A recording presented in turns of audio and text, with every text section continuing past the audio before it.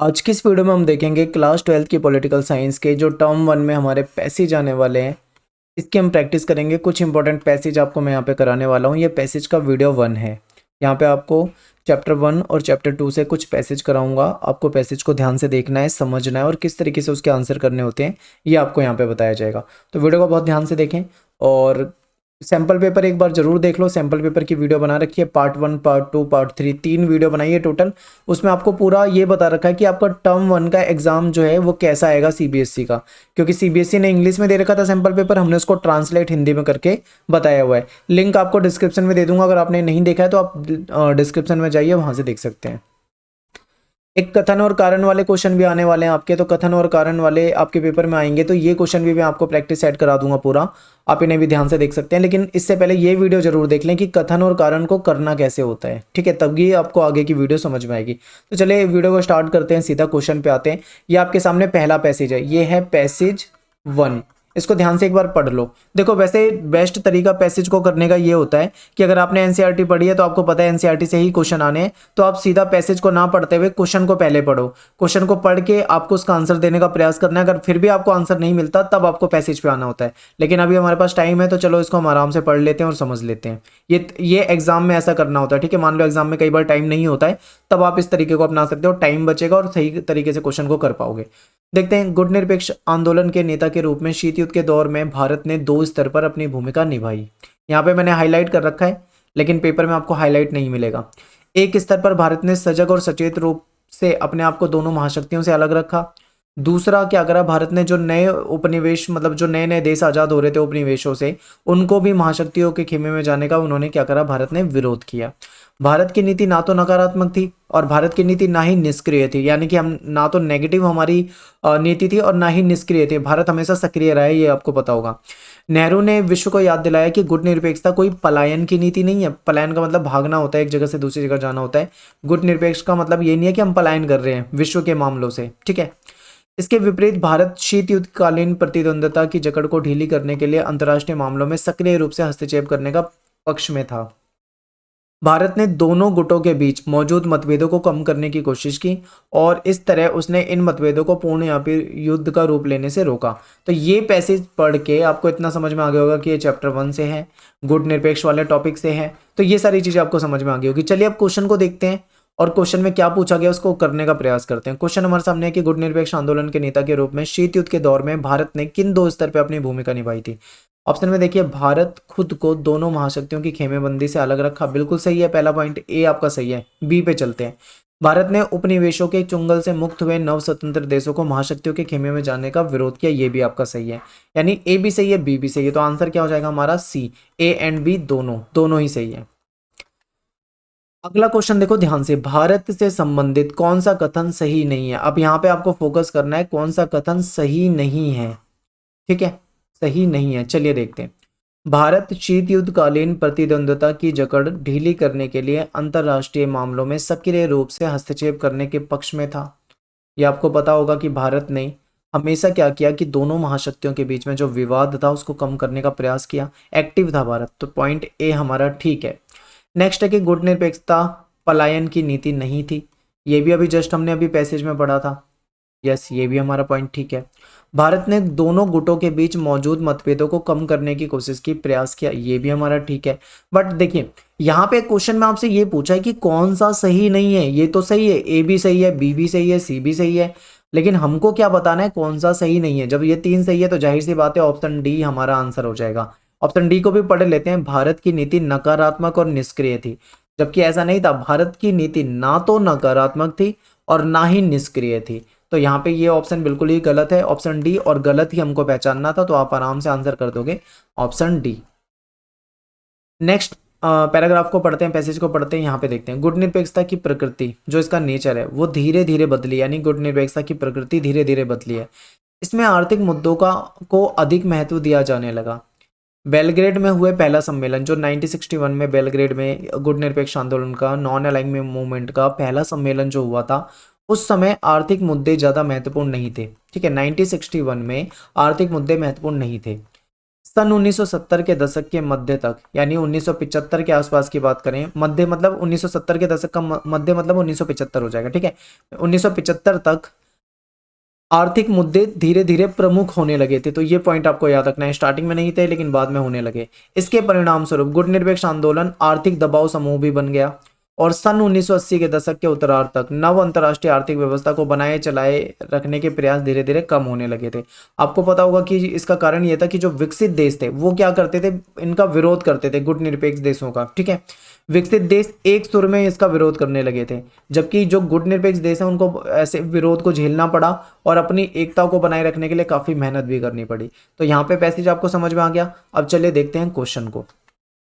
मैं आपको समझाने के लिए पैसेज पढ़ रहा हूं, वरना आपको सीधा पहले क्वेश्चन पढ़ना है, बाद में पैसेज में आना है, ठीक है, याद रखें इस चीज को। क्वेश्चन आपके सामने कि गुटनिरपेक्ष आंदोलन में समय के साथ बदलाव आया, इसका सटीक उदाहरण बताइए। गुटनिरपेक्ष आंदोलन के मुद्दे नहीं बदले, इसका उद्देश्य सदैव एक ही रहा। ये तो गलत है।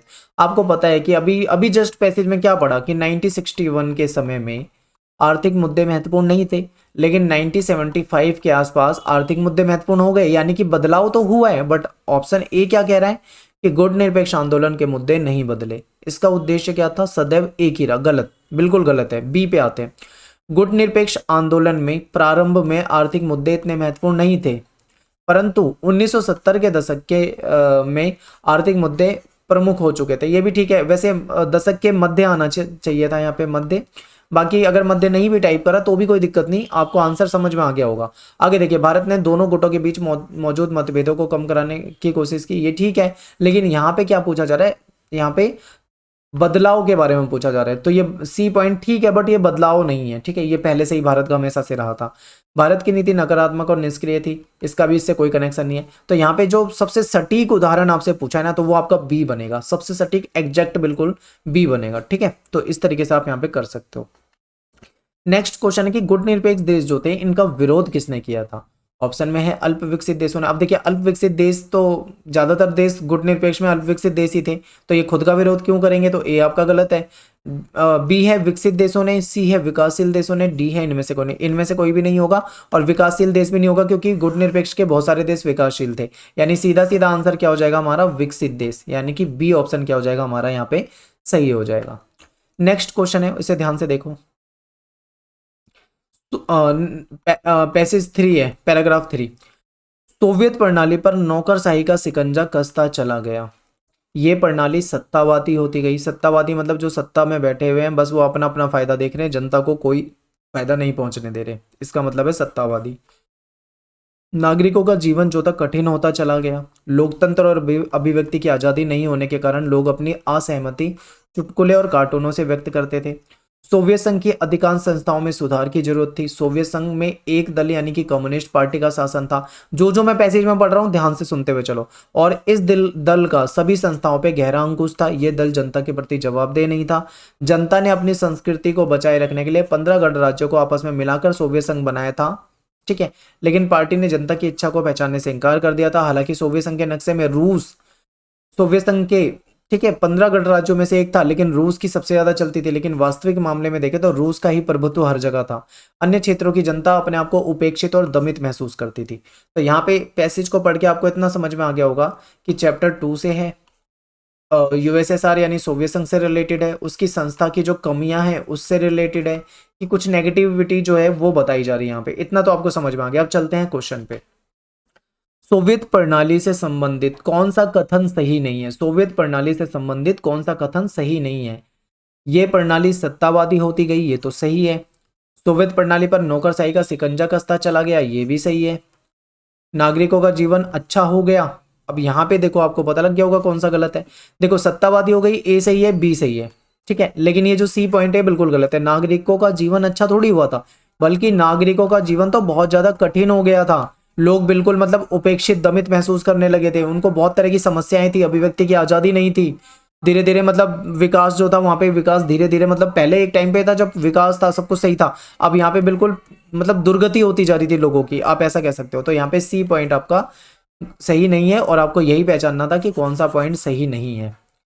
अगला प्रश्न है कि सोवियत संघ में कैसी दलीय व्यवस्था है। दल मतलब जैसे भारत है, भारत में बहुदलीय व्यवस्था होती है, यानी भारत में बहुत सारी राजनीतिक पार्टियां, दुनिया भर की राजनीतिक पार्टियां, अधिकार है सबको पार्टियां बनाने का। ठीक है, ऐसे ही सोवियत संघ में कैसा था, तो सोवियत संघ में बहुदलीय व्यवस्था तो नहीं थी। तो सॉरी, ये देखिए यहाँ पे टाइपिंग की मिस्टेक है, ये ए ऑप्शन है, ये बी ऑप्शन है, ये सी ऑप्शन है, ये डी ऑप्शन है, ये गलत टाइप हो गया। ठीक है, मैं इसको कट कर देता हूँ एक बार। देखिए, तो बी ऑप्शन जो है हमारा, ये तो बिल्कुल गलत हो जाएगा, आप जानते हैं बहुदलीय व्यवस्था नहीं थी। सी ऑप्शन भी गलत हो जाएगा क्योंकि दो दलीय व्यवस्था भी यहाँ पे नहीं थी। ए ऑप्शन आपका सही हो जाएगा क्योंकि यहाँ पे एक दलीय व्यवस्था थी, यानी केवल एक ही पार्टी शासन कर सकती थी, एकमात्र पार्टी। अब वो कौन थी वहां पे, वो थी यहाँ की कम्युनिस्ट पार्टी। ठीक है, कम्युनिस्ट पार्टी ने यहाँ पे क्या करा था, शासन किया था।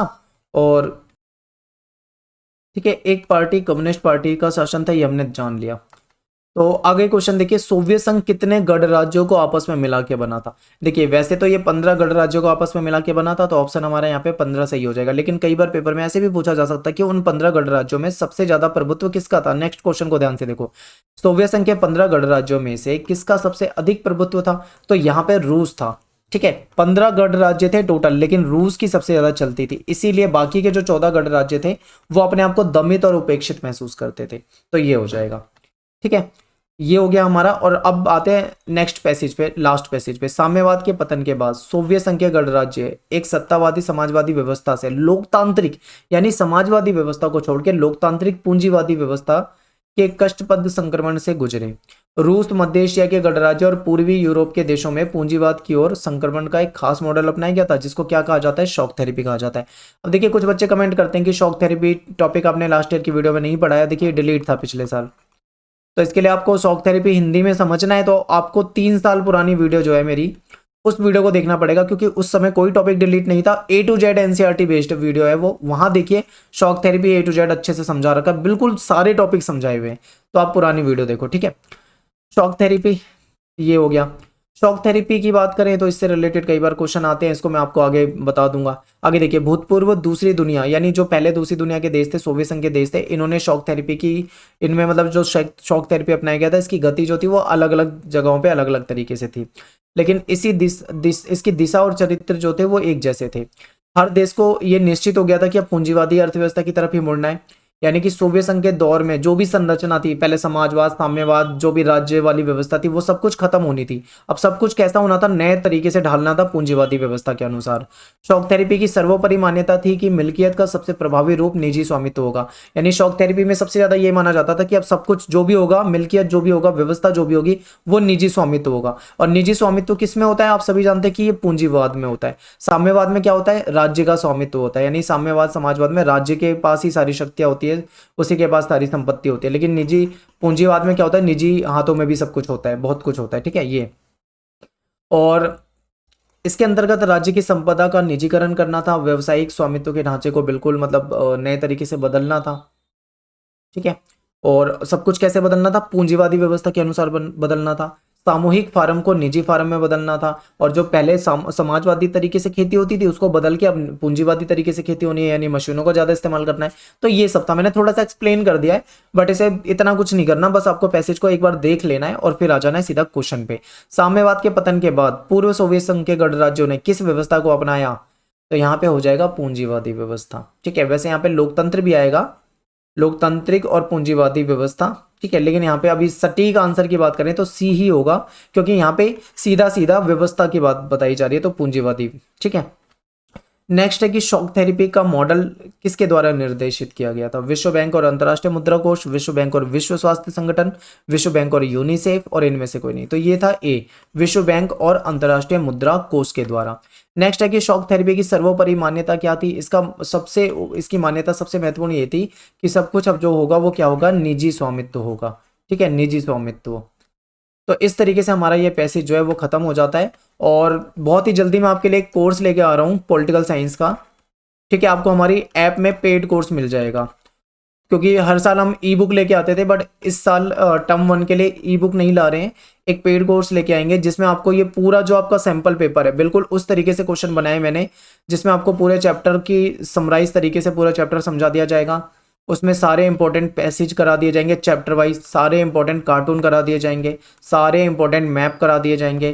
ठीक है, और आपको एक प्रैक्टिस सेट दे दिया जाएगा। तो ये कोर्स आपको हमारे ऐप पे ही मिलेगा, इस चीज़ का ध्यान रखना है। और एक चीज़, बहुत ही जल्दी ये आपके ये क्वेश्चन तो मैं ऐसे कंटिन्यू रखूंगा यूट्यूब पे, बहुत जल्दी हम यूट्यूब पे लाइव भी स्टार्ट करने वाले हैं। तो लाइव में भी आपको टाइम बता दिया जाएगा जब लाइव स्टार्ट करेगी, तो आप जो भी लाइव में जुड़ना चाहते हैं वो लाइव में जुड़ जाएं, वहाँ पे भी आपको कई सारे क्वेश्चन की प्रैक्टिस करा दी जाएगी। और कोई अगर आपको दिक्कत आएगी तो आप लाइव में कमेंट में पूछ सकते हो, हालांकि वहाँ पे बहुत कम टाइम होता है, बट फिर भी कोशिश करेंगे कि आपको लाइव में वो चीज़ें बता पाएँ। तो ये इन सब चीज़ों की तैयारी हो रही है, बहुत जल्दी आपके सामने ये चीज़ें आने वाली हैं। तो मिलते हैं नेक्स्ट वीडियो में आपसे। थैंक्स फॉर वॉचिंग सभी को। जय हिंद, जय भारत।